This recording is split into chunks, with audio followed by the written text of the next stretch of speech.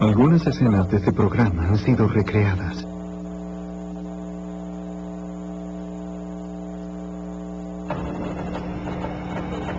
En Virginia, un asalto de banco cobra gran violencia, disparando con armas automáticas a cualquiera que se pusiese en su camino. Los ladrones desaparecen. Sin testigos confiables, la policía y el FBI deben descifrar evidencias fragmentadas para identificar a los asaltantes y llevarlos ante la justicia.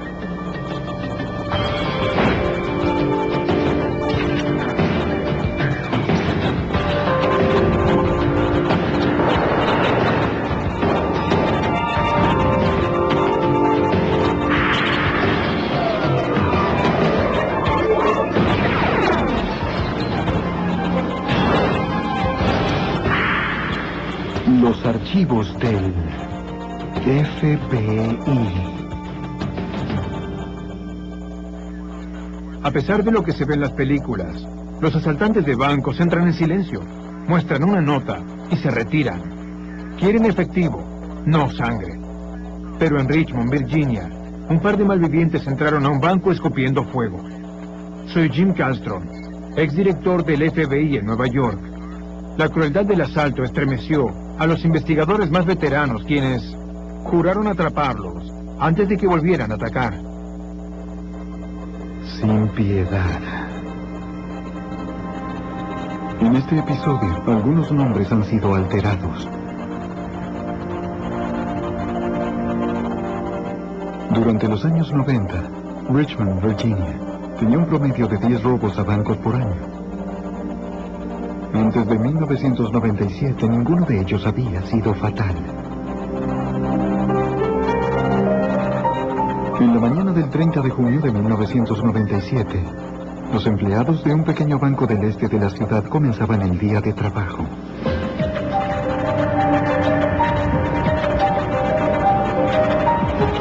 Christine Edwards, de 23 años, una de las cajeras del banco, llegó al trabajo.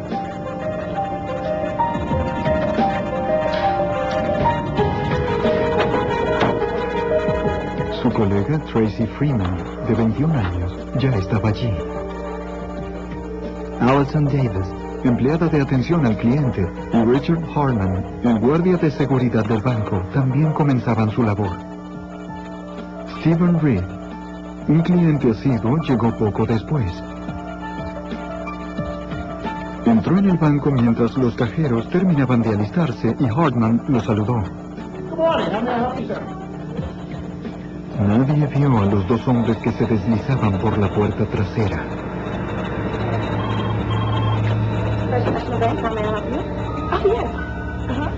Cuando los ladrones atacaron, lo hicieron deprisa y sin piedad.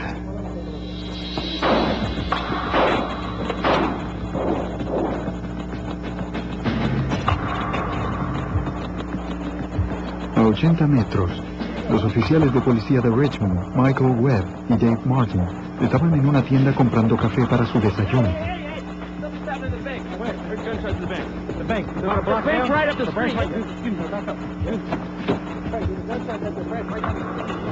Mientras los oficiales iban hacia allí, el radio operador de Richmond envió refuerzos al lugar.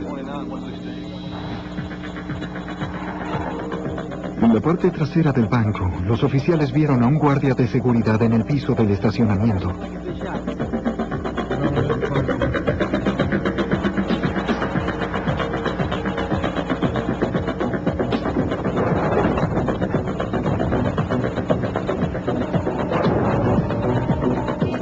El oficial Martin vigilaba el frente mientras Webb fue a ver al guardia. Todavía estaba vivo. Webb llamó a una ambulancia. Luego, dos hombres armados salieron del banco.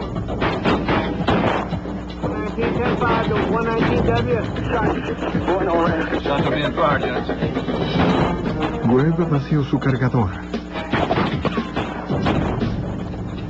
El oficial sabía que estaba acorralado. Cesaron los disparos. Yo dejé de disparar, pero sabía que estos hombres Vendrían ambos lados del vehículo a buscarme. Reemplacé el cargador y esperé durante unos segundos. Pero los asaltantes nunca aparecieron. El oficial Martin dejó su posición para ayudar a Webb, pero los asaltantes lo sorprendieron.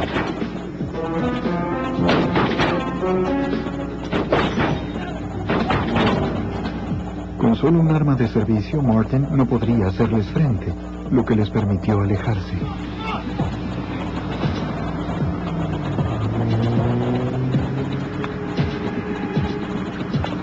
Todo lo que el oficial podía hacer era reportar la posición de ambos, mientras los otros huían a través de un cementerio.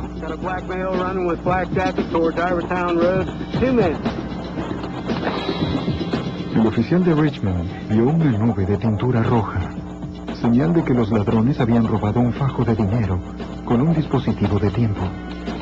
Los hombres saltaron la siguiente pared y se perdieron de vista. El radiooperador envió la información a la policía del condado de Henrico. El oficial Martin registró el vecindario, sabiendo que dos hombres con armas automáticas podían aparecer en cualquier momento. Pero no había señales de ellos.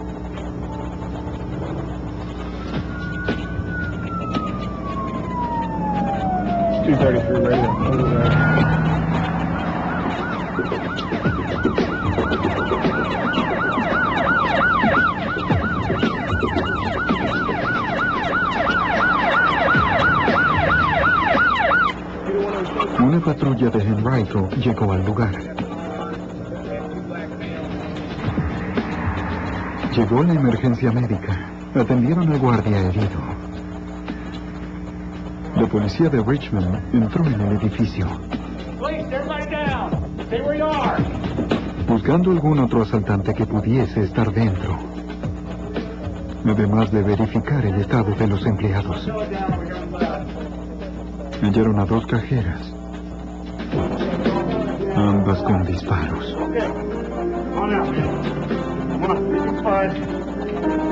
Allison Davis se había puesto a cubierto. No estaba herida, aunque sí paralizada por el temor, y la llevaron al hospital para revisarla. Luego de registrar el banco, los oficiales estimaron que los paramédicos podían atender a los heridos allí dentro. Para la cajera Christine Edwards, era demasiado tarde.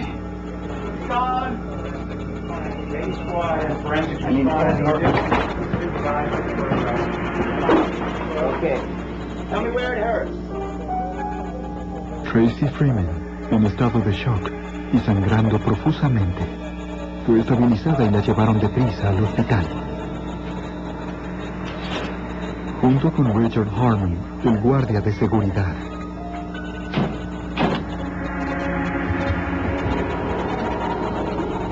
En la División Homicidios de la Policía de Richmond, el detective Tom Lennon estaba alarmado por la brutalidad de los ladrones.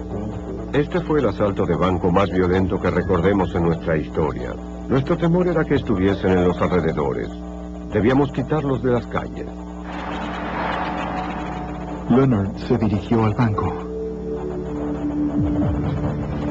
Los oficiales recogieron elementos dejados por los ladrones cuando huyeron, incluyendo una Lorsen 380 semiautomática y el cargador de una Tec 9, otra semiautomática. Un oficial de caninos con un perro de rastreo comenzó la búsqueda de los sospechosos. El perro siguió un rastro a través del cementerio. En la avenida Art, el perro perdió el rastro.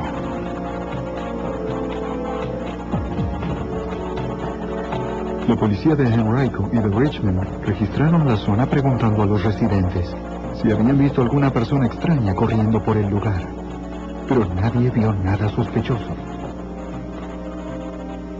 El detective Leonard llegó a la escena del crimen con un técnico en evidencias.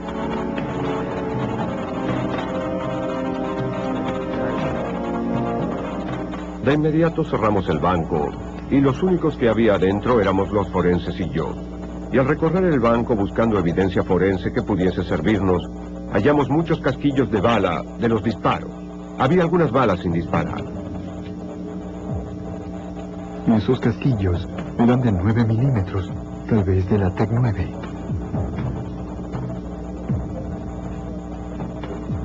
Los investigadores hallaron una mochila aparentemente olvidada por los asaltantes. Dentro había un trozo de mantel verde, una botella de combustible, una caja de cerillos y una nota que decía: por favor, esperen 5 minutos. No podíamos encontrarle el sentido.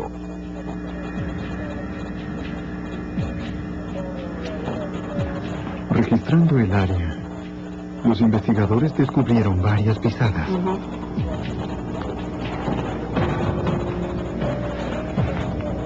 Conservaron cada una de ellas con cinta, para luego compararlas con las de los zapatos de los potenciales sospechosos.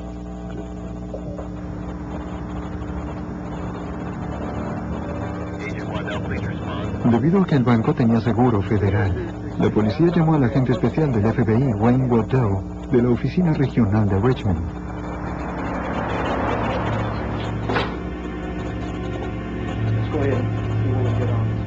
En el banco, el detective Leonard y él revisaron el video que habían grabado varias cámaras de control simultáneamente. Pero había un problema.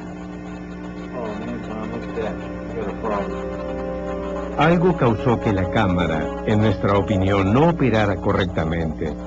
Iba deprisa, de una cámara a la otra, y filmaba diferentes ángulos de la puerta del frente, la puerta trasera y varias posiciones de las cajas. Deberían hacer fotografías de cada escena para obtener algo útil. El agente especial Eduardo Alford se unió a la investigación. Sabía que el FBI no se detendría hasta que capturaran a los asaltantes. Estoy seguro de que todos los que estaban involucrados en este caso opinaban lo mismo. Ellos querían trabajar en este caso día y noche, que es esencialmente lo que ocurrió. La recolección de evidencia en el banco duró 4 horas. Más tarde ese día, a las 5:30 o 6 de la tarde, recibimos un informe de que la policía de Enrico había recibido una denuncia por asalto. Entonces yo fui al lugar del hecho. Era sobre la avenida Ord, cruzando el cementerio, cerca de donde la unidad canina perdió el rastro de los sospechosos. No sabíamos si tenía algo que ver con el asalto al banco o no. Una mujer joven que vivía allí con su padre halló forzada la puerta del frente y al entrar en la casa descubrió muchos elementos caídos o faltantes. Cuando entró el agente especial Waddell, un oficial de Henrico señaló un agujero en el techo. Aparentemente alguien había entrado desde arriba. Temían que alguien estuviese escondido en el ático.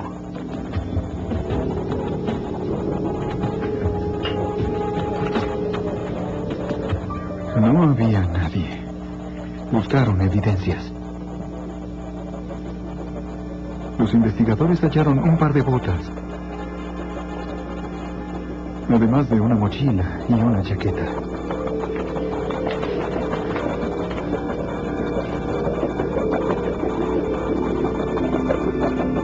En su interior había otra nota que decía: por favor, esperen 5 minutos. También había un trozo de mantel verde. Había tintura roja, como la de los billetes del banco, manchando muchos de los objetos. Sentimos que ciertamente había una conexión entre el asalto a la casa y el robo al banco.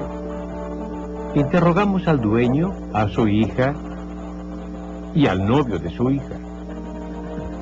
Informaron que los ladrones habían robado algunas prendas de hombre, trajes y chaquetas. Durante el interrogatorio, El muchacho estaba evidentemente nervioso y dijo que no tenía más datos que agregar.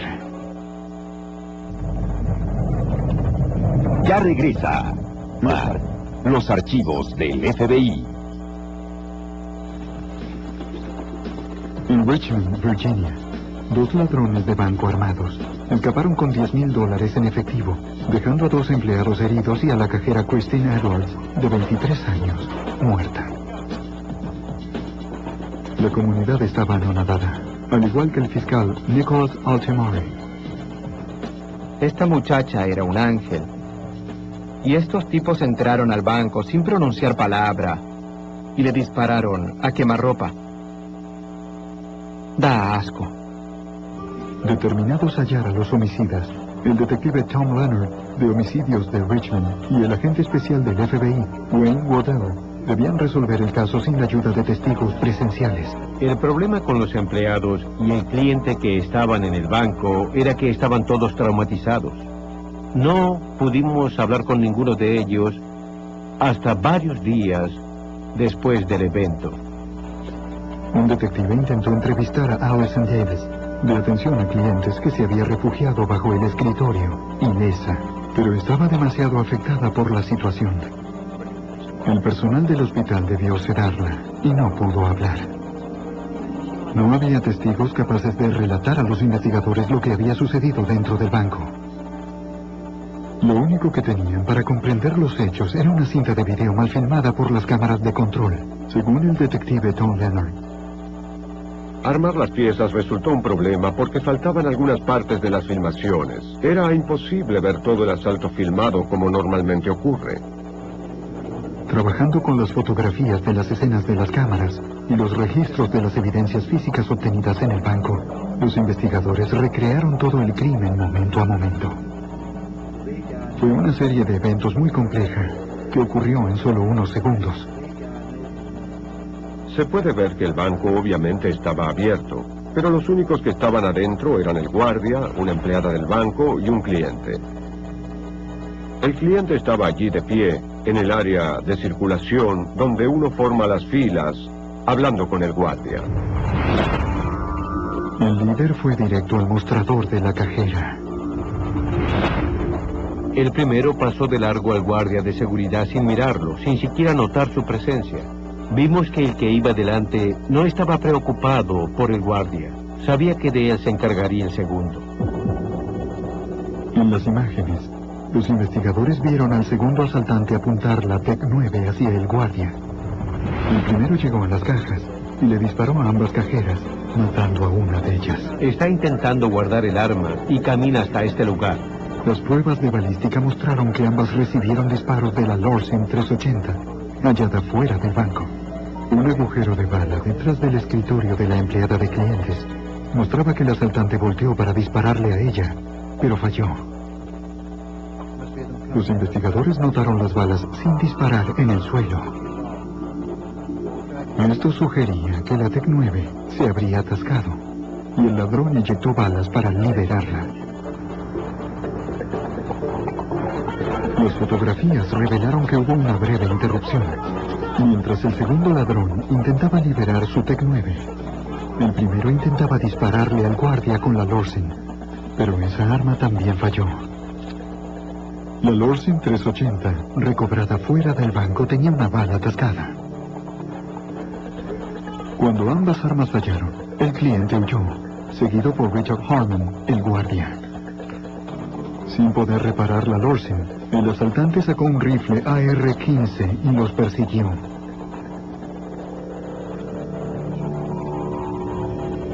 Los casquillos vacíos y los impactos de bala hallados fuera confirman los relatos de los testigos sobre lo ocurrido después en el estacionamiento del banco.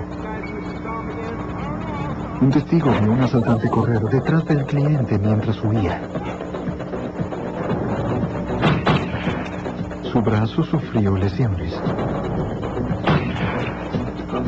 El guardia hizo todo lo posible por detener al delincuente, pero fue alcanzado por numerosas balas. El ladrón regresó dentro. Harmon aún estaba vivo.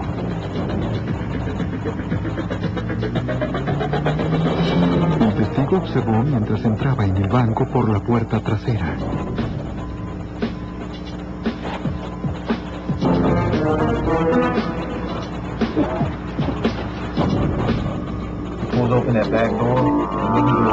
Los investigadores notaron que Hartman había arriesgado su vida intentando atraer a los asaltantes hacia afuera.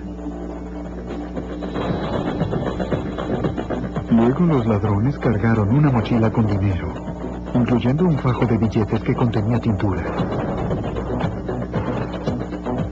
El guardia se acercó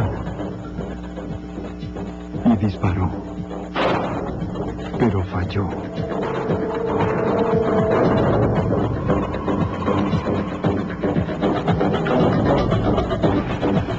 Otro testigo vio al guardia salir por la puerta trasera.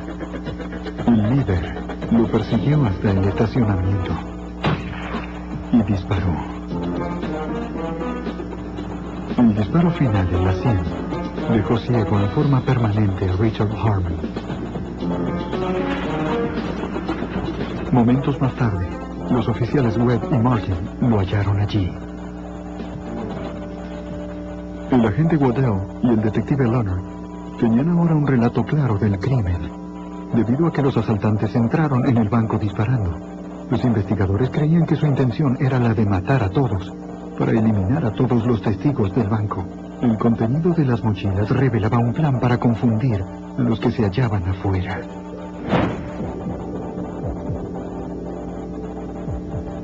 Los trozos de mantel y las notas eran, según creo, para colocar en las puertas con el fin de alejar a cualquiera que se acercase al banco.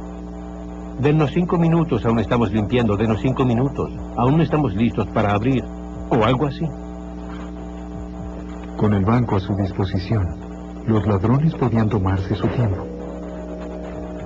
La evidencia que alarmó sobremanera a los investigadores fue la botella de combustible. Creyeron que los ladrones planeaban usarlo para incendiar el banco cuando huyeran.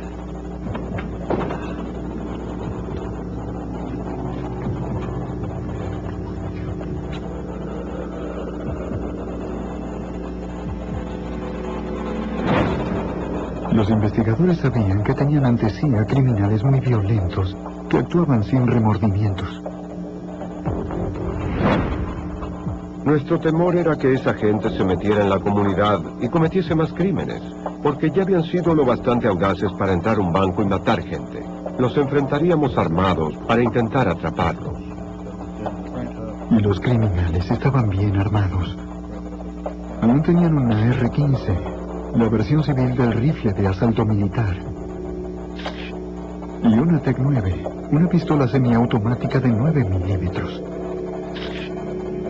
El arma recobrada, el arma asesina, era una Lorsen 380 semiautomática. Revisando los registros, descubrieron que había sido robada unas semanas antes. Los investigadores publicaron detalles de las armas a la prensa y solicitaron la ayuda del público en el rastreo de las armas.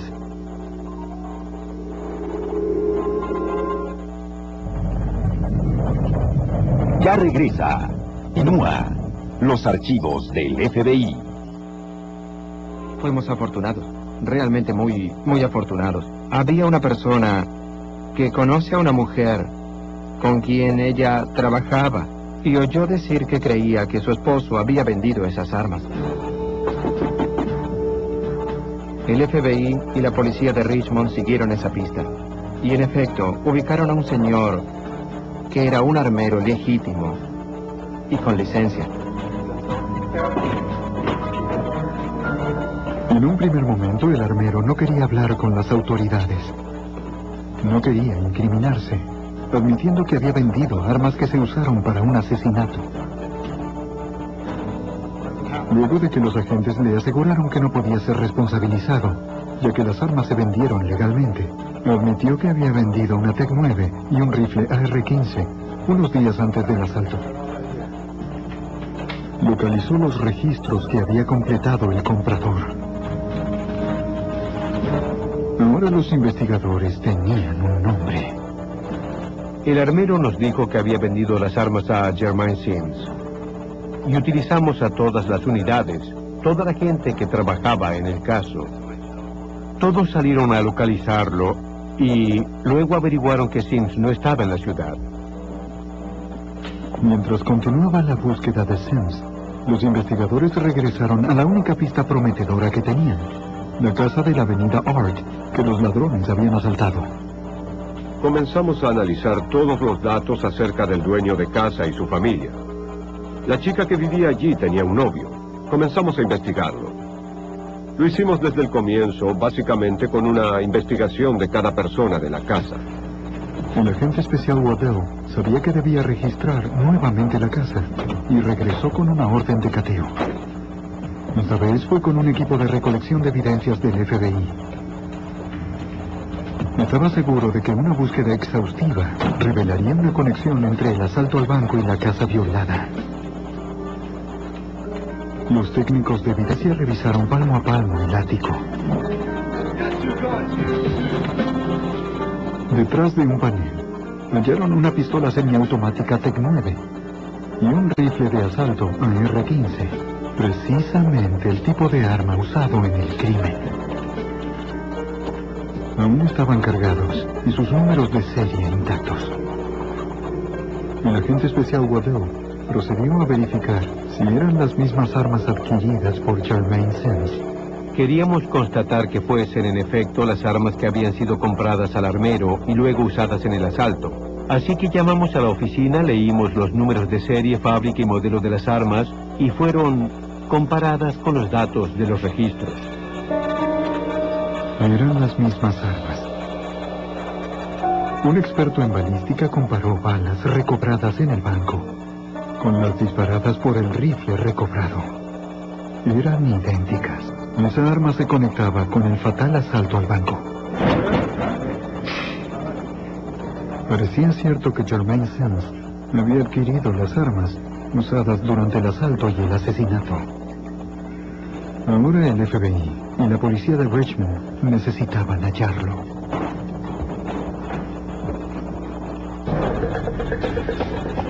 En Richmond, agentes federales determinaron que 2 de las armas usadas en el asalto fatal al banco fueron compradas por un individuo llamado Jermaine Sims.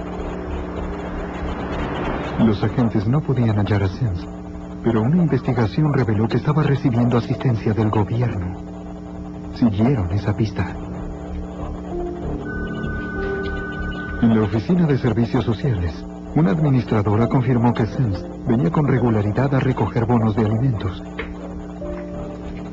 Ingresó el nombre en las computadoras y accedió a informar al FBI la próxima vez que apareciese el sospechoso.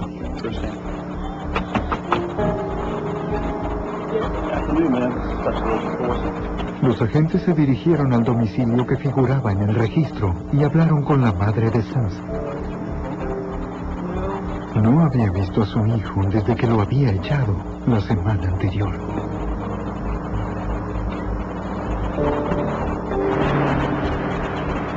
Días más tarde, los agentes de Richmond recibieron un llamado de la Agencia de Servicios Sociales.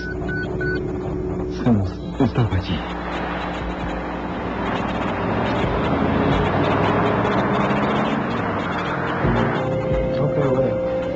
Hábilmente, la administradora lo hizo aguardar hasta que los agentes llegaron. Esperaban que no sospecharan nada.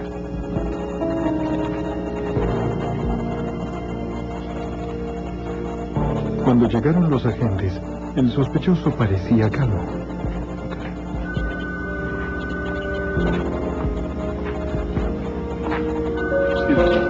Special Agent FBI, I need you to come with me. Llevaron a Sims para un interrogatorio. A regañadientes accedió.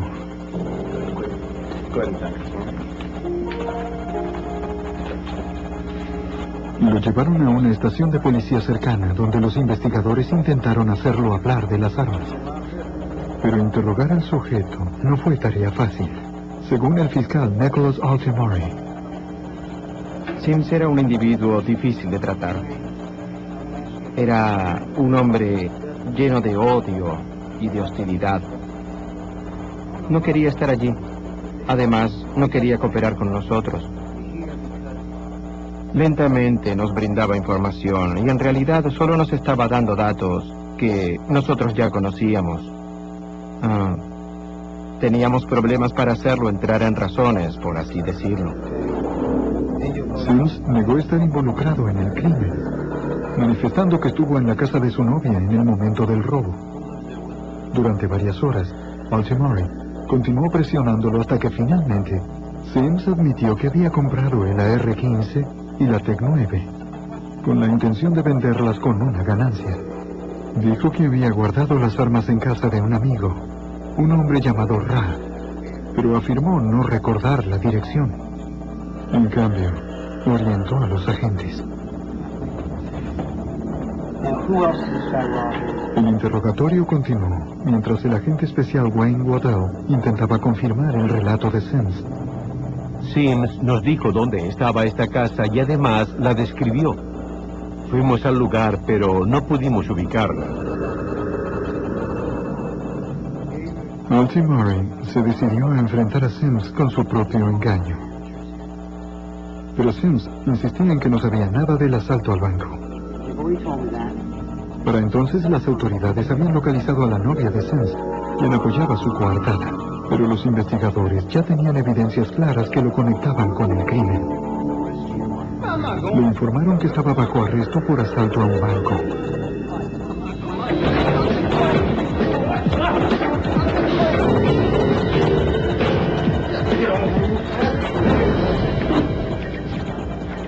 No hay nada como el silencio de una celda para hacer que una persona reflexione sobre un problema. Y él tenía un problema grave. Su nombre figuraba en el registro de las armas que fueron usadas en el asalto. Y creímos que si le dábamos un poco de tiempo para pensar en soledad, eventualmente llegaría a la conclusión de que sería mejor para él cooperar con nosotros. Tras una semana de encarcelamiento y repetidos interrogatorios, Sims se decidió a hablar. Dijo que después de haber comprado las armas, las dejó en la casa de dos amigos, Rashid Jones y LaFawn Bobbitt. Aún negaba toda conexión con el robo, pero los investigadores continuaron trabajando en el tema. Admitió que, por supuesto, sabía que habían asaltado el banco, pero afirmaba estar sorprendido porque habían usado sus armas para hacerlo, e indignado porque lo hubiesen involucrado en ese delito.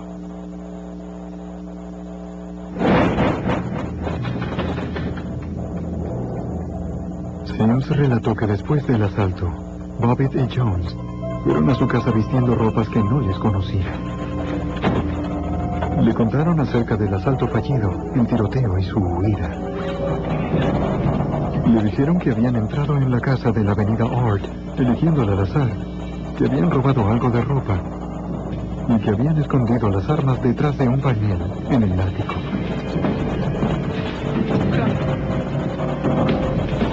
Al partir, Jones accidentalmente perforó el techo con el pie.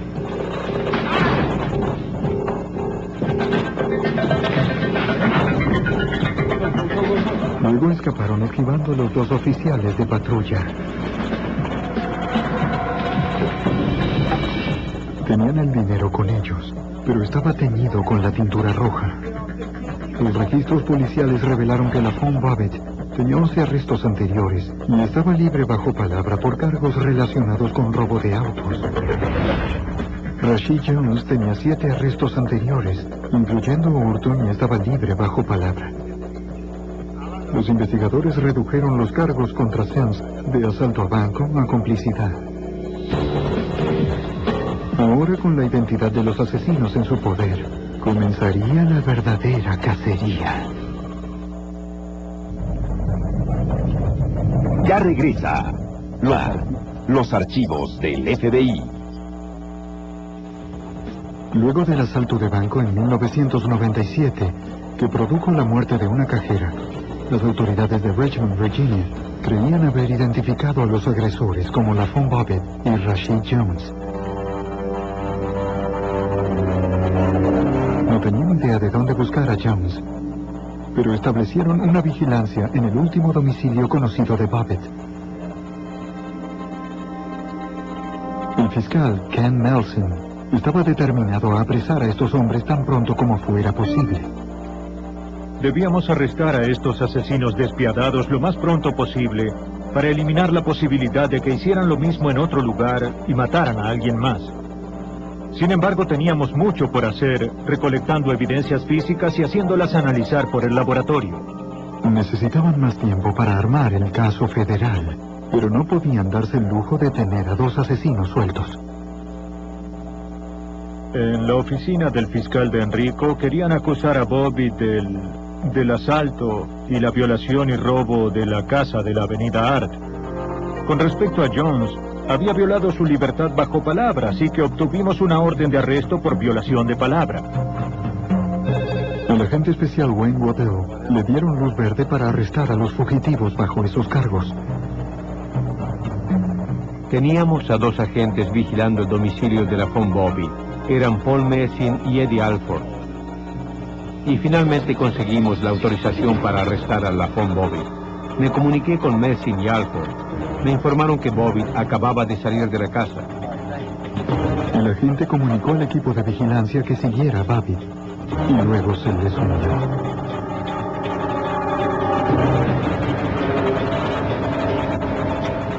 Los agentes siguieron al sospechoso hasta el centro de la ciudad, donde subió a un autobús.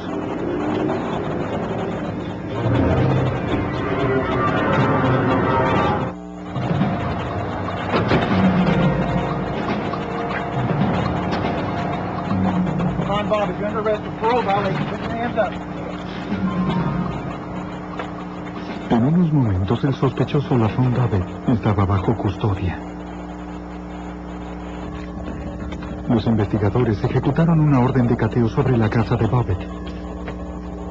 En la habitación hallaron un manual para una pistola Lorsen 380, el mismo modelo usado en el asesinato. También hallaron varios casquillos vacíos de munición de 380. Para el agente especial del FBI, Eduardo Alford, esta evidencia circunstancial sugerían que había sido Babbitt quien efectuó el disparo mortal. Esa fue el arma con que asesinaron a una de las cajeras. Encontrar esos elementos fue de gran utilidad para determinar cuál de los 2 sujetos habría estado en posesión del arma ese día en particular. El laboratorio del FBI identificó las huellas digitales de Babbitt en los objetos dejados en el banco por los asaltantes, la primera evidencia que lo vinculaba directamente al crimen. Los técnicos de la unidad de documentos cuestionados del FBI compararon las pisadas de bota halladas en el banco con las botas recobradas de la casa de la avenida Art y de la casa de Babbitt. Una de las huellas de calzado era coincidente con una bota dejada en la casa de la avenida Art. Otra huella del banco era coincidente con una bota encontrada en casa de Babbitt durante un registro posterior. Y eso circunstancialmente, no concluyente, sino circunstancialmente relacionó a Babbitt con el asalto al banco. Las botas halladas en el ático seguramente pertenecían al cómplice de Babbitt en el crimen, Rashid Jones. Los fiscales federales ahora acusaron a Lafon Babbitt de asalto a banco y asesinato, pero los investigadores aún debían hallar a Rashid Jones. 3 meses después del crimen, las autoridades recibieron la ayuda de un empleado de comercio. Informó que un cliente había querido pagar con billetes teñidos. El empleado se negó a aceptarlos. El señor Jones había estado en esa zona del sur de Richmond, intentando cambiar parte del dinero. Entonces, la Fuerza de Tareas de Fugitivos juntó esta información con la anterior y comenzó a operar en esa área en particular, en especial en las proximidades de este comercio. El FBI se concentró en ese lugar, utilizando sus contactos. El esfuerzo dio sus frutos. La información que llegó era de una fuente muy confiable. Alguien sabía del crimen y conocía al señor Jones y fue capaz de identificar al lugar en donde él se ocultaba. Jones vivía en un edificio derruido. frecuentado por indigentes. Los agentes consiguieron que un hombre que vivía allí los ayudara. Planearon el arresto para las 5 a.m., cuando Jones seguramente estaría durmiendo. Llamaron al lugar y hablaron con su contacto dentro. Dijo que Jones estaba allí, durmiendo, y que tenía un arma. El contacto también advirtió que había otras personas en el lugar y que las luces no funcionaban. Al acercarse al edificio, el equipo de arresto repasó las instrucciones, estudiando fotografías de su objetivo. Sabían que el arresto sería difícil. Jones estaba armado, desesperado y rodeado de gente inocente. En 1997, la unidad de SWAT de la Fuerza de Tareas de Fugitivos de Richmond cercó a Rashid Jones, sospechado de asalto a banco y asesinato. Recibieron un informe de que Jones se ocultaba en un edificio.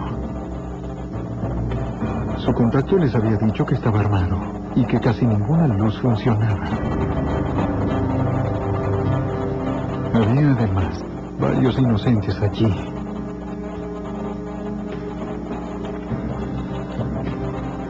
El edificio era oscuro y desconocido, complicando aún más el difícil desafío de SWAT de neutralizar a un fugitivo armado y a la vez proteger a inocentes.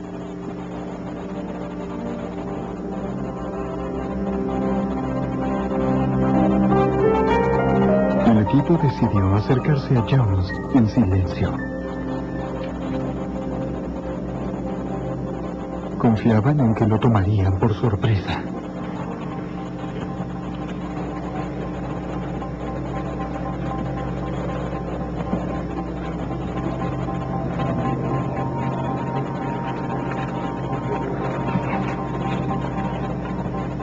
Cuando llegaron al lugar, un agente telefoneó al contacto que estaba allí. FBI, we're here. El contacto fue escoltado fuera del edificio.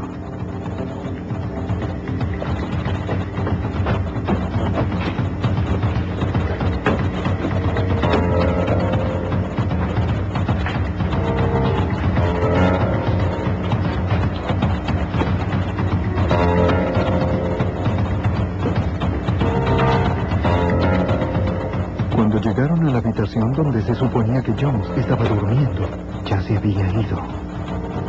Tampoco estaba el arma. La tensión aumentaba mientras SWAT registraba el resto del lugar.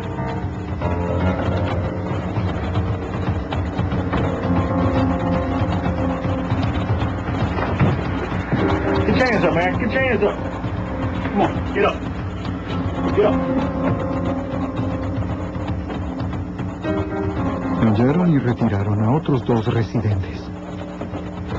Registraron cada habitación, salvo una, el cuarto de baño. Jones, we know you're in there. Come out. Put your hands up, Jones.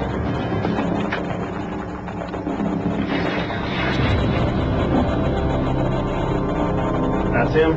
Go. Para alivio del equipo, Jones estaba desarmado y se rindió sin ofrecer resistencia. La cacería había acabado. Get up, sit up. Los agentes buscaron el arma. Lo descubrieron en un armario con el martillo roto. De haber funcionado esta, el arresto tal vez no habría sido tan fácil. Jones inmediatamente fue acusado de violación de palabra y más tarde de asalto a banco. El 25 de febrero de 1998 comenzó el juicio a Rashid Jones y LaFawn Babbitt. Pero no sería un caso fácil. El fiscal Ken Nelson y su equipo no pudieron usar como testigos a ningún empleado del banco. Nadie podía atestiguar realmente porque el guardia estaba ciego como resultado de la herida, una cajera estaba muerta, otra nunca tuvo oportunidad de darse vuelta para ver qué estaba sucediendo y una tercera empleada no pudo atestiguar porque no vio nada. Estuvo bajo un escritorio durante casi todo el asalto. Nelson descubrió una forma de superar la falta de testigos, recreando el crimen en forma digital. Nosotros debimos reemplazarlos digitalmente y mostrar al jurado lo ocurrido dentro del banco. Fuimos la voz de los testigos ante el jurado durante el juicio para que pudiesen conocer y experimentar la agonía de las víctimas, vivir el momento del asalto al banco. Y eso no solo les daría la sensación de lo ocurrido dentro del banco, también la crueldad y la intención de los acusados. Tras 6 días de testimonio, el jurado inculpó a ambos hombres de todos los cargos. El fiscal Nicholas Altimari. Durante el juicio se veían muy tranquilos. Y fue después de que los declararan culpables que comenzaron a preocuparse porque se trataba de ellos. Ahí se preocuparon. Babbitt y Jones fueron sentenciados a cadena perpetua, sin la posibilidad de salir bajo palabra. Jermaine Sims, quien adquirió 2 de las armas usadas en el asalto, fue encarcelado por conspiración, cómplice antes del acto de asesinato y varias violaciones de armas. Él también fue sentenciado a cadena perpetua sin posibilidad de libertad bajo palabra. Mientras las víctimas y sus familias continúan reponiéndose, ellos y la ciudad de Richmond saben que Jones, Babbitt y Sims nunca más serán una amenaza para nadie.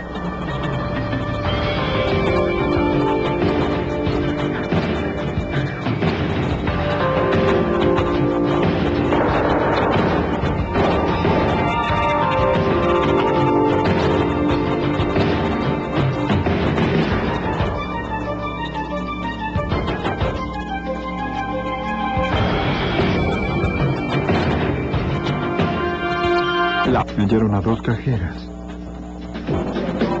ambas con disparos.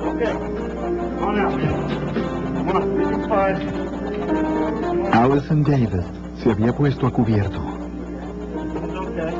No estaba herida, aunque sí paralizada por el temor, y la llevaron al hospital para revisarla. Luego de registrar el banco, los oficiales estimaron que los paramédicos podían atender a los heridos allí dentro.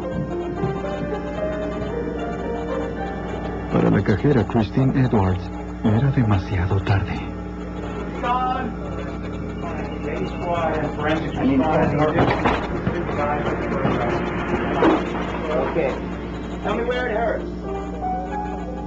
Tracy Freeman, en estado de shock y sangrando profusamente, fue estabilizada y la llevaron deprisa al hospital. Junto con Richard Harmon, el guardia de seguridad.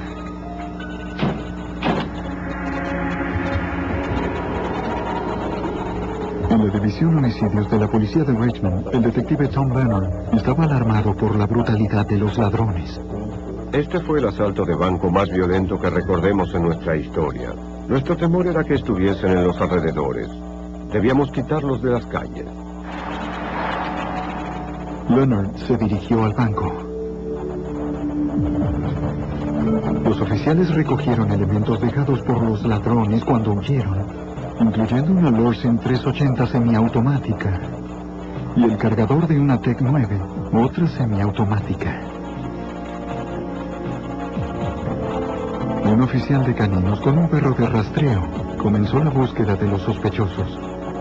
El perro siguió un rastro a través del cementerio. En la avenida Art, el perro perdió el rastro.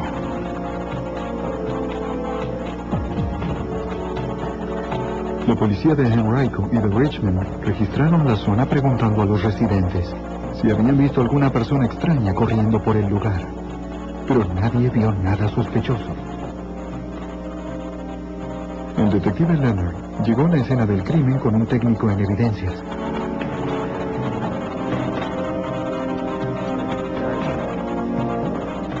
De inmediato cerramos el banco, y los únicos que había adentro éramos los forenses y yo. Y al recorrer el banco buscando evidencia forense que pudiese servirnos, hallamos muchos casquillos de bala de los disparos. Había algunas balas sin disparar. Esos casquillos eran de 9 milímetros, tal vez de la TEC 9.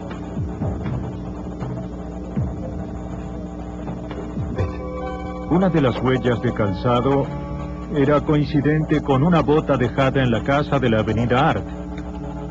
Otra huella del banco era coincidente con una bota encontrada en casa de Bobbitt durante un registro posterior. Y eso circunstancialmente, no concluyente, sino circunstancialmente relacionó a Bobbitt con el asalto al banco. Las botas halladas en el ático seguramente pertenecían al cómplice de Bobbitt en el crimen, Rashid Jones. Los fiscales federales ahora acusaron a LaFon Bobbitt de asalto a banco y asesinato, pero los investigadores aún debían hallar a Rashid Jones. 3 meses después del crimen, las autoridades recibieron la ayuda de un empleado de comercio. Informó que un cliente había querido pagar con billetes teñidos. El empleado se negó a aceptarlos. El señor Jones había estado en esa zona del sur de Richmond, intentando cambiar parte del dinero. Entonces, la Fuerza de Tareas de Fugitivos juntó esta información con la anterior y comenzó a operar en esa área en particular, en especial en las proximidades de este comercio. El FBI se concentró en ese lugar, utilizando sus contactos. El esfuerzo dio sus frutos. La información que llegó era de una fuente muy confiable. Alguien sabía del crimen y conocía al señor Jones y fue capaz de identificar al lugar en donde él se ocultaba. Jones vivía en un edificio derruido, frecuentado por indigentes. Los agentes consiguieron que un hombre que vivía allí los ayudara. Planearon el arresto para las 5 a.m., cuando Jones seguramente estaría durmiendo. Llamaron al lugar y hablaron con su contacto dentro. Dijo que Jones estaba allí, durmiendo, y que tenía un arma. El contacto también advirtió que había otras personas en el lugar y que las luces no funcionaban. Al acercarse al edificio, el equipo de arresto repasó las instrucciones, estudiando fotografías de su objetivo. Sabían que el arresto sería difícil. Jones estaba armado, desesperado y rodeado de gente inocente. En 1997, la unidad de SWAT de la Fuerza de Tareas de Fugitivos de Richmond cercó a Rashid Jones, sospechado de asalto a banco y asesinato. Recibieron un informe de que Jones se ocultaba en un edificio. Su contacto les había dicho que estaba armado.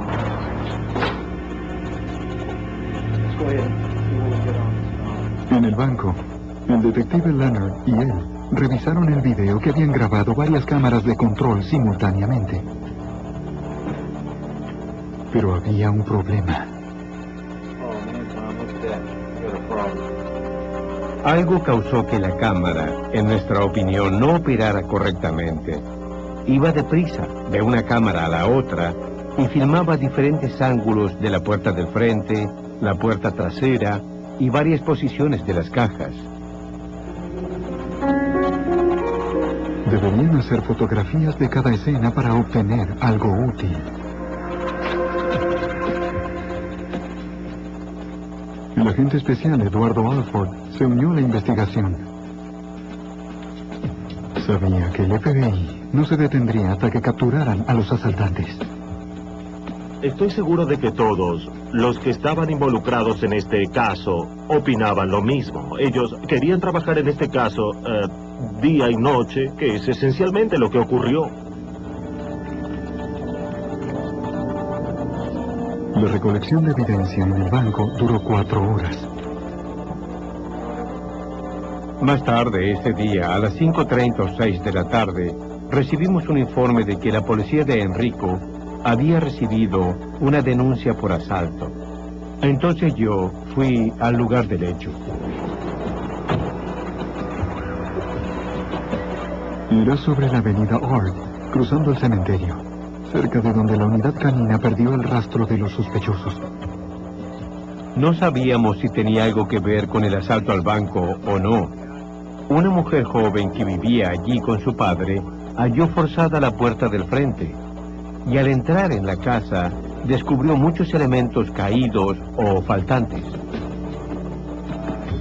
Cuando entró el agente especial Waddell, un oficial de Henrico señaló un agujero en el techo. Aparentemente alguien había entrado desde arriba.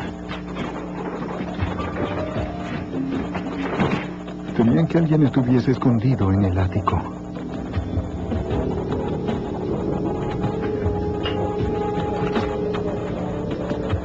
No había nadie. Buscaron evidencias. Los investigadores hallaron un par de botas, además de una mochila y una chaqueta.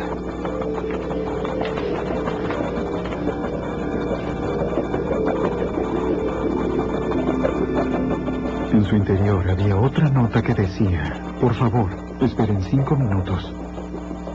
También había un trozo de madera que perdieron de vista. El radiooperador envió la información a la policía del condado de Henrico. El oficial Martin registró el vecindario, sabiendo que 2 hombres con armas automáticas podían aparecer en cualquier momento. Pero no había señales de ellos.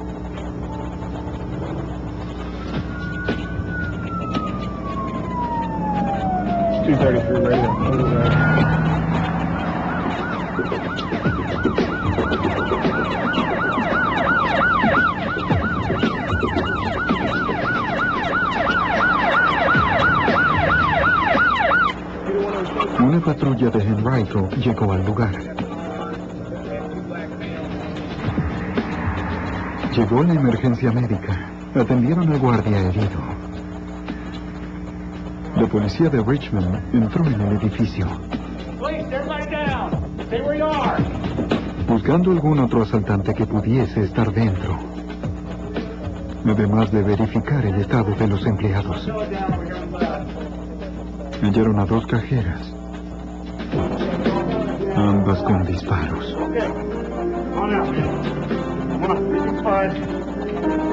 Allison Davis se había puesto a cubierto. No estaba herida, aunque sí paralizada por el temor, y la llevaron al hospital para revisarla. Luego de registrar el banco, los oficiales estimaron que los paramédicos podían atender a los heridos allí dentro. Para la cajera Christine Edwards, era demasiado tarde.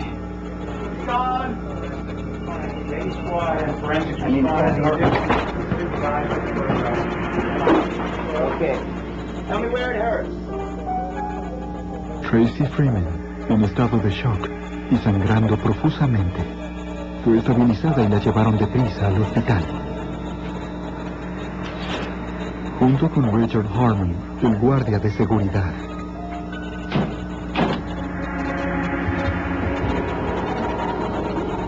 En la División Homicidios de la Policía de Richmond, el detective Tom Leonard estaba alarmado por la brutalidad de los ladrones. Este fue el asalto de banco más violento que recordemos en nuestra historia. Nuestro temor era que estuviesen en los alrededores. Debíamos quitarlos de las calles. Leonard se dirigió al banco. Los oficiales recogieron elementos dejados por los ladrones cuando huyeron, incluyendo una Lorsen 380 semiautomática y el cargador de una Tec 9, otra semiautomática. Las botas halladas en el ático seguramente pertenecían al cómplice de Bobbitt en el crimen, Rashid Jones. Los fiscales federales ahora acusaron a Lafon Bobbitt de asalto a banco y asesinato, pero los investigadores aún debían hallar a Rashid Jones. 3 meses después del crimen, las autoridades recibieron la ayuda de un empleado de comercio. Informó que un cliente había querido pagar con billetes teñidos. El empleado se negó a aceptarlos. El señor Jones había estado en esa zona del sur de Richmond, intentando cambiar parte del dinero. Entonces, la Fuerza de Tareas de Fugitivos juntó esta información con la anterior y comenzó a operar en esa área en particular, en especial en las proximidades de este comercio. El FBI se concentró en ese lugar, utilizando sus contactos. El esfuerzo dio sus frutos. La información que llegó era de una fuente muy confiable. Alguien sabía del crimen y conocía al señor Jones y fue capaz de identificar al lugar en donde él se ocultaba. Jones vivía en un edificio derruido, frecuentado por indigentes. Los agentes consiguieron que un hombre que vivía allí los ayudara. Planearon el arresto para las 5 a.m., cuando Jones seguramente estaría durmiendo. Llamaron al lugar y hablaron con su contacto dentro. Dijo que Jones estaba allí, durmiendo, y que tenía un arma. El contacto también advirtió que había otras personas en el lugar y que las luces no funcionaban. Al acercarse al edificio, el equipo de arresto repasó las instrucciones, estudiando fotografías de su objetivo. Sabían que el arresto sería difícil. Jones estaba armado, desesperado y rodeado de gente inocente. En 1997, la unidad de SWAT de la Fuerza de Tareas de Fugitivos de Richmond cercó a Rashid Jones, sospechado de asalto a banco y asesinato. Recibieron un informe de que Jones se ocultaba en un edificio. Su contacto les había dicho que estaba armado y que casi ninguna luz funcionaba. Había además varios inocentes allí.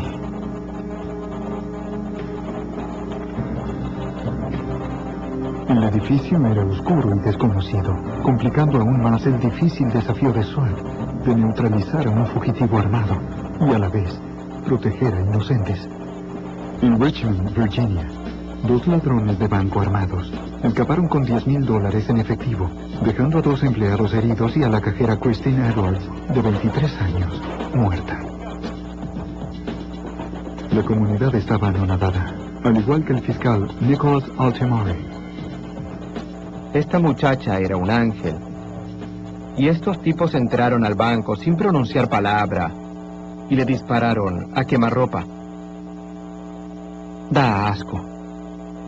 Determinados a hallar a los homicidas, el detective Tom Leonard, de homicidios de Richmond, y el agente especial del FBI, Wayne Waddell, debían resolver el caso sin la ayuda de testigos presenciales. El problema con los empleados y el cliente que estaban en el banco era que estaban todos traumatizados.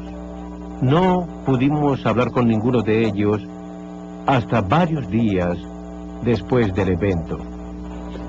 Un detective intentó entrevistar a Allison Davis, de atención a clientes, que se había refugiado bajo el escritorio, ilesa, pero estaba demasiado afectada por la situación.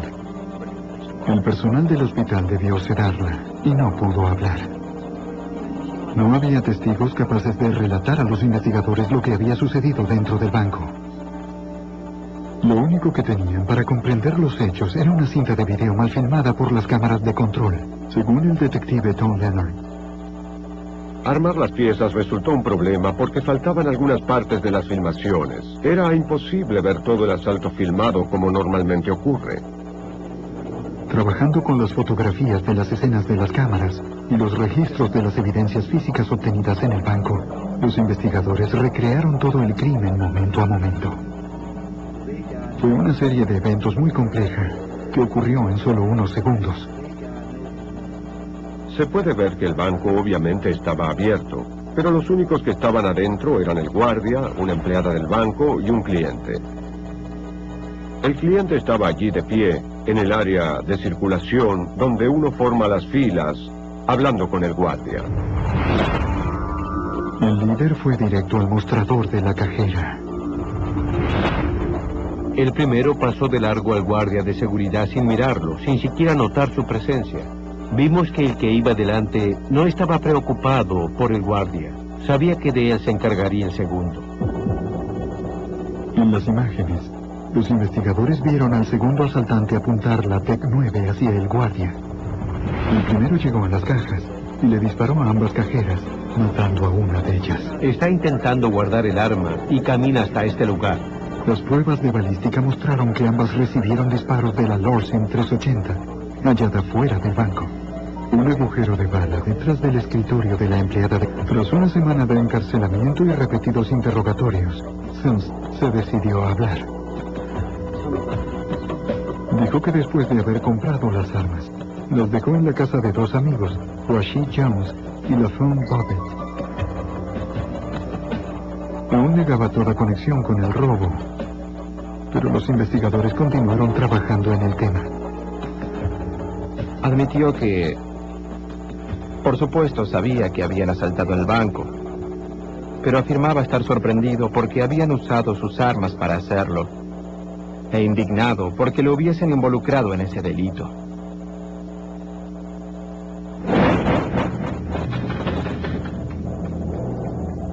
Sims relató que después del asalto, Bobbitt y Jones fueron a su casa vistiendo ropas que no les conocía.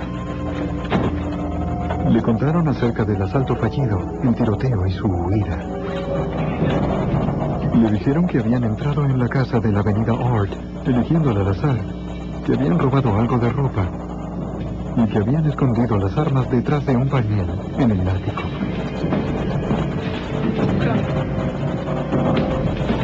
Al partir, Jones accidentalmente perforó el techo con el pie.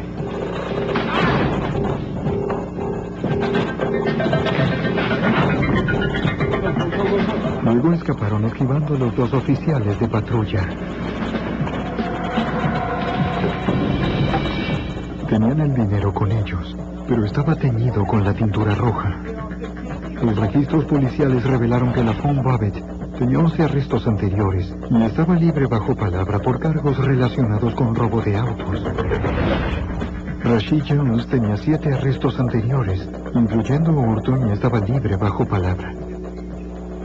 Los investigadores redujeron los cargos contra Sims de asalto a banco a complicidad. Ahora, con la identidad de los asesinos en su poder, comenzaría la verdadera cacería. Ya regresa los archivos del FBI.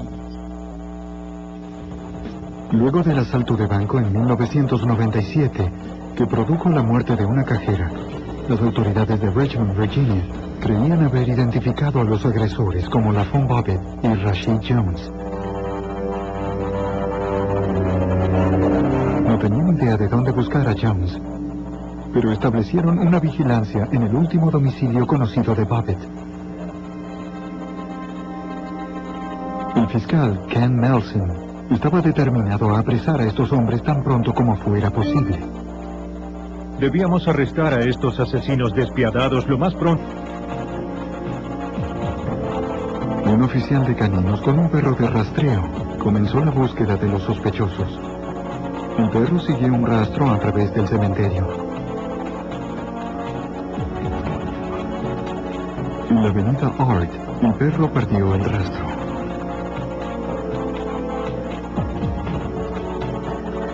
La policía de Henrico y de Richmond registraron la zona preguntando a los residentes si habían visto alguna persona extraña corriendo por el lugar, pero nadie vio nada sospechoso. El detective Leonard llegó a la escena del crimen con un técnico en evidencias.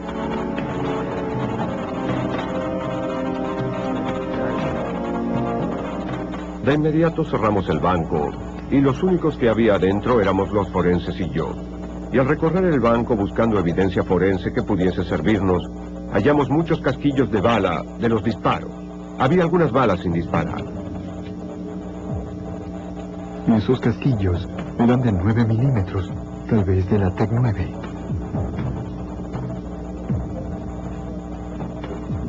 Los investigadores hallaron una mochila aparentemente olvidada por los asaltantes. Dentro había un trozo de mantel verde, una botella de combustible, una caja de cerillos y una nota que decía: Por favor, esperen 5 minutos. No podíamos encontrarle el sentido.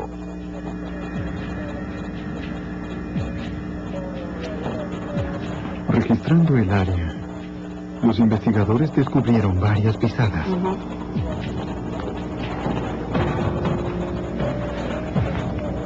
Conservaron cada una de ellas con cinta, para luego compararlas con las de los zapatos de los potenciales sospechosos.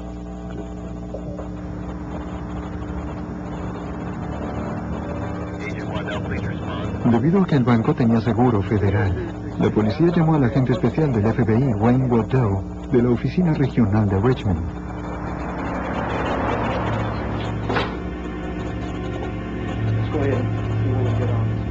En el banco, el detective Leonard y él revisaron el video que habían grabado varias cámaras de control simultáneamente. Pero había un problema. Algo causó que la cámara, en nuestra opinión, no operara correctamente. Iba deprisa, de una cámara a la otra, y filmaba diferentes ángulos de la puerta del frente, la puerta trasera y varias posiciones de las cajas.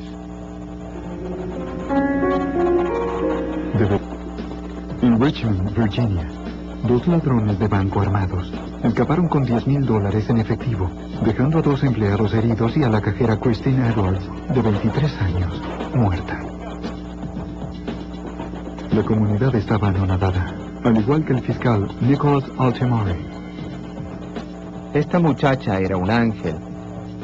Y estos tipos entraron al banco sin pronunciar palabra y le dispararon a quemarropa. Da asco. Determinados a hallar a los homicidas, el detective Tom Leonard, de homicidios de Richmond, y el agente especial del FBI, Wayne Waddell, debían resolver el caso sin la ayuda de testigos presenciales. El problema con los empleados y el cliente que estaban en el banco era que estaban todos traumatizados. No pudimos hablar con ninguno de ellos hasta varios días después del evento. Un detective intentó entrevistar a Allison Davis, de atención a clientes, que se había refugiado bajo el escritorio, ilesa, pero estaba demasiado afectada por la situación. El personal del hospital debió sedarla y no pudo hablar. No había testigos capaces de relatar a los investigadores lo que había sucedido dentro del banco. Lo único que tenían para comprender los hechos era una cinta de video mal filmada por las cámaras de control, según el detective Tom Leonard. Armar las piezas resultó un problema porque faltaban algunas partes de las filmaciones. Era imposible ver todo el asalto filmado como normalmente ocurre. Trabajando con las fotografías de las escenas de las cámaras y los registros de las evidencias físicas obtenidas en el banco, los investigadores recrearon todo el crimen momento a momento. Fue una serie de eventos muy compleja que ocurrió en solo unos segundos.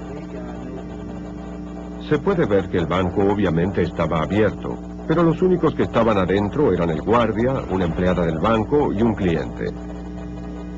El cliente estaba allí de pie, en el área de circulación, donde uno forma las filas, hablando con el guardia. El líder fue directo al mostrador de la cajera. El primero pasó de largo al guardia de seguridad sin mirarlo, sin siquiera notar su presencia. Vimos que el que iba delante no estaba preocupado por el guardia. Sabía que de él se encargaría el segundo. En las imágenes, los investigadores vieron al segundo asaltante apuntar la TEC 9 hacia el guardia. El primero llegó a las cajas y le disparó a ambas cajeras, matando a una de ellas. Está intentando guardar el arma y camina hasta este lugar. Las pruebas de balística mostraron que ambas recibieron disparos de la Lorsen 380, hallada fuera del banco. Un agujero de bala detrás del script para un interrogatorio. A regañadientes accedió.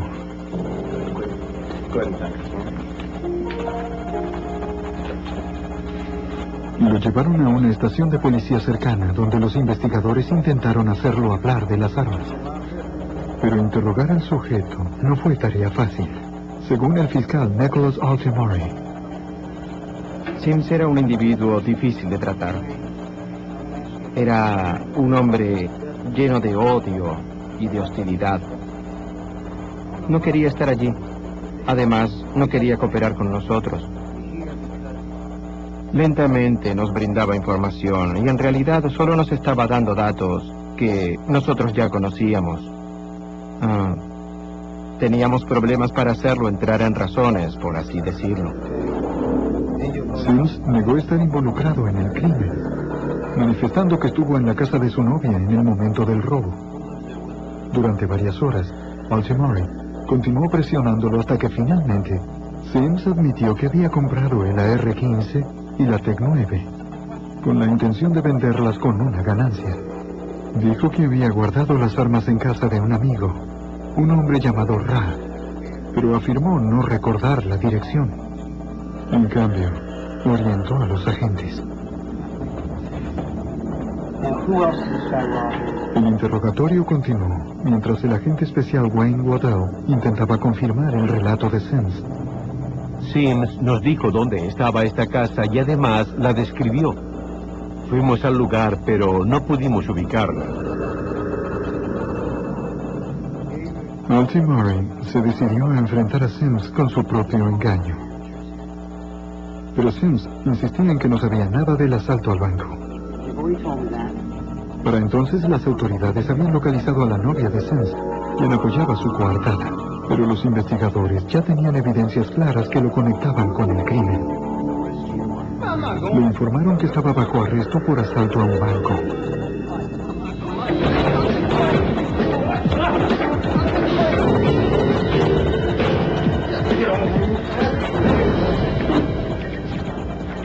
No hay nada como el silencio de una celda para hacer que una persona reflexione sobre un problema. Y él tenía un problema grave. Su nombre figuraba en el registro de las armas que fueron usadas en el asalto. Y creímos que si le dábamos un poco de tiempo para pensar en soledad, eventualmente llegaría a la conclusión de que sería mejor para él cooperar con nosotros. Tras una semana de encarcelamiento y repetidos interrogatorios, Sims se decidió a hablar. En el banco, el detective Leonard y él revisaron el video que habían grabado varias cámaras de control simultáneamente. Pero había un problema. Algo causó que la cámara, en nuestra opinión, no operara correctamente. Iba deprisa, de una cámara a la otra, y filmaba diferentes ángulos de la puerta del frente, la puerta trasera y varias posiciones de las cajas. Deberían hacer fotografías de cada escena para obtener algo útil. El agente especial Eduardo Alford se unió a la investigación. Sabía que el FBI no se detendría hasta que capturaran a los asaltantes. Estoy seguro de que todos los que estaban involucrados en este caso opinaban lo mismo. Ellos querían trabajar en este caso día y noche, que es esencialmente lo que ocurrió. La recolección de evidencia en el banco duró 4 horas. Más tarde ese día, a las 5:30 o 6 de la tarde, recibimos un informe de que la policía de Enrico había recibido una denuncia por asalto. Entonces yo fui al lugar del hecho. Era sobre la avenida Ord, cruzando el cementerio, cerca de donde la unidad canina perdió el rastro de los sospechosos. No sabíamos si tenía algo que ver con el asalto al banco o no.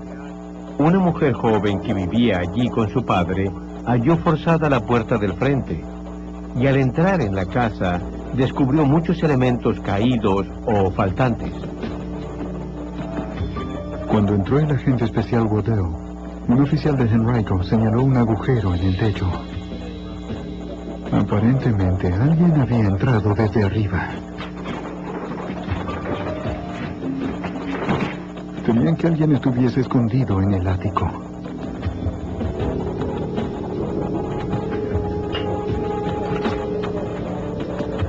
No había nadie. Buscaron evidencias. Los investigadores hallaron un par de botas, además de una mochila y una chaqueta.